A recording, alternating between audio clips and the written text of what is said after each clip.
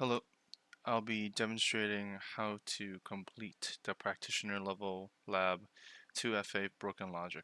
So first, let's access the lab. There's an email client. We should open that. As you can see, it's currently blank. So our objective for this lab is to use these credentials and break into this victim's account. So we have access to an email server and we have our credentials. That's all we have. Our idea will be to find vulnerabilities in the two-factor authentication process in order to log into that user's account. So we'll try to log in and we pull over Portfolio on the other monitor. We will turn on intercept and we will put in our credentials.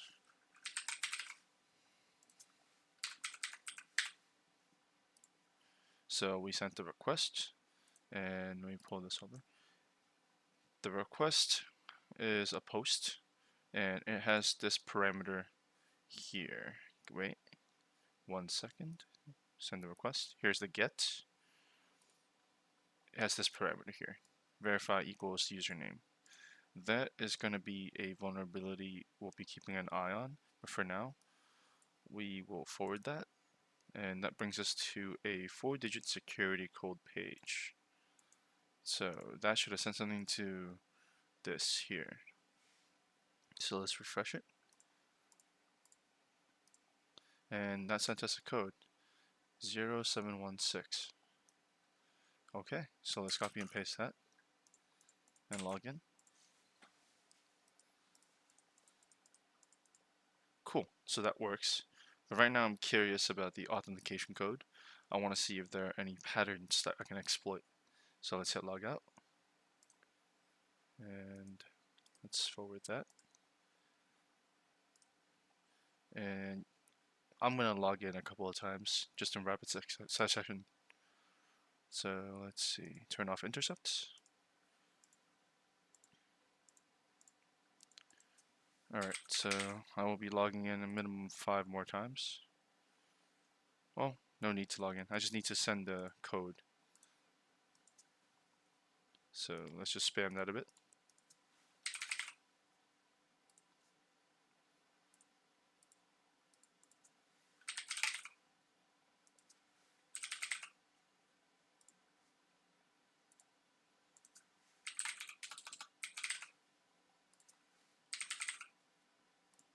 Okay, I think that should be enough times. Now let's go to the email, refresh it, and let's take a look at the codes.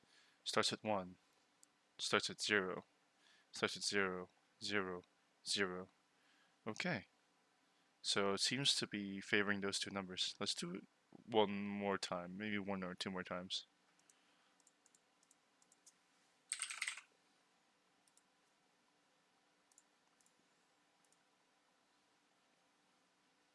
Okay, 0, 1, 0, 0, 0, 0. Okay, let's do it one more time.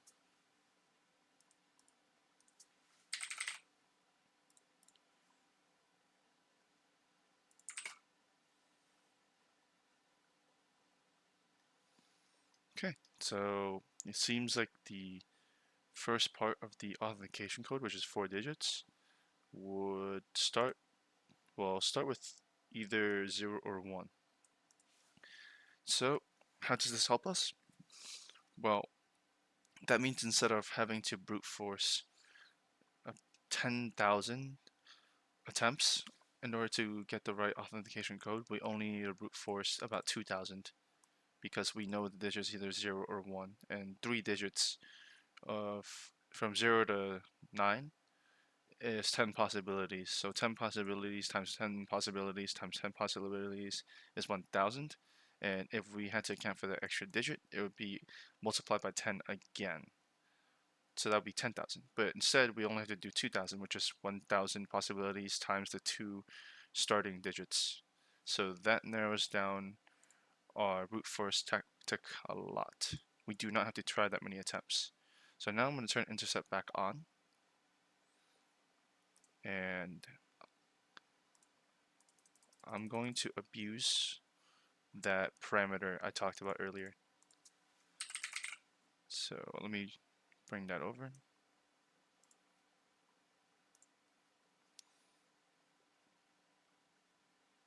So let's see. We'll change this here to Carlos to spoof that we are Carlos even though we're not. Okay.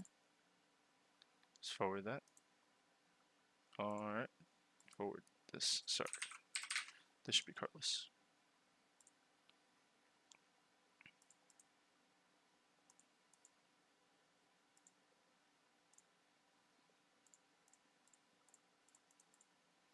Okay.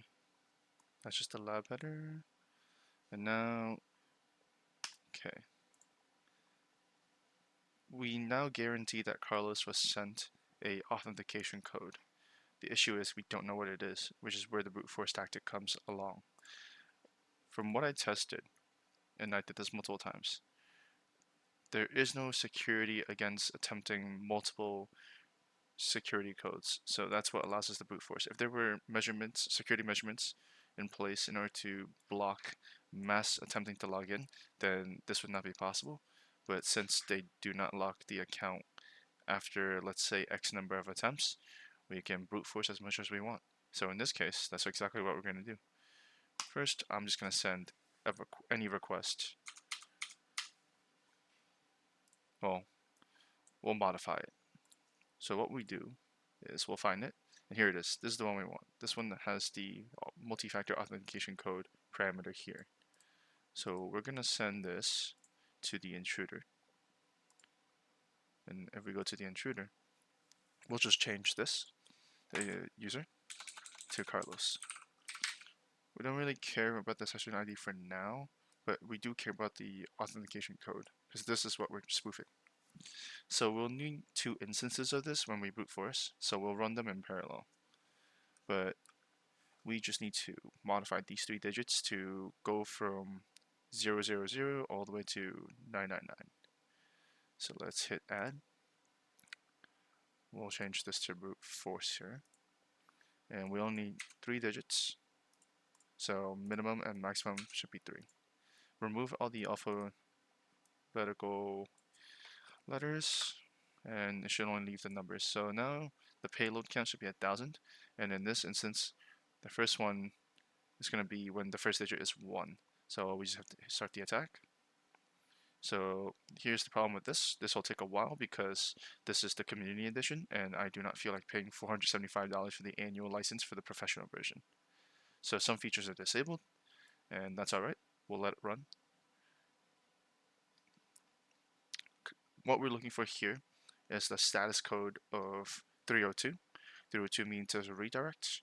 200 means it's okay, but okay doesn't cut it. We need the session that is a redirect. So let's move that to the side. And we'll change this one to 0 here. And we'll start the attack as well. Same exact warning. And now we just wait. You might periodically have to refresh the page, but let's see. Okay, you can actually also go back to the proxy and turn off the intercept. Cool. We no longer need the intercept, and as soon as we get the 302 redirect, we can move on to the next step. But for now, I will stop recording until we get the code. Okay, I've taken almost a 3-hour nap, and it seems after the 612 requests on, let's see, on this variation where the first digit is 1, we have finally gotten a 302 response. So we can pause this. Let's hit pause. And let's go to the other one on this side. And we can also hit pause. Great. So we have what we need. We click on this, open it, and what we want from it is, let's see, where is it? Okay, so we know that it's 1116. That's fine. We just need the session. So we copy and paste this. Then click on this, inspect element. You want to go to application, go to cookies. Here it is. And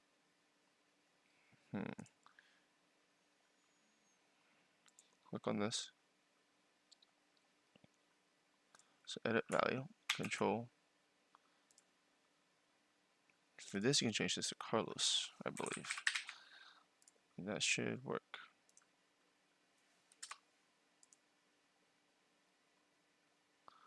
And let's refresh it. If not, delete Carlos.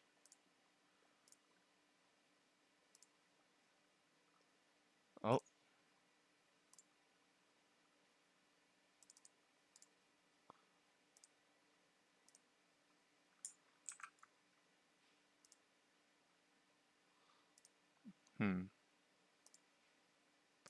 Did it reset?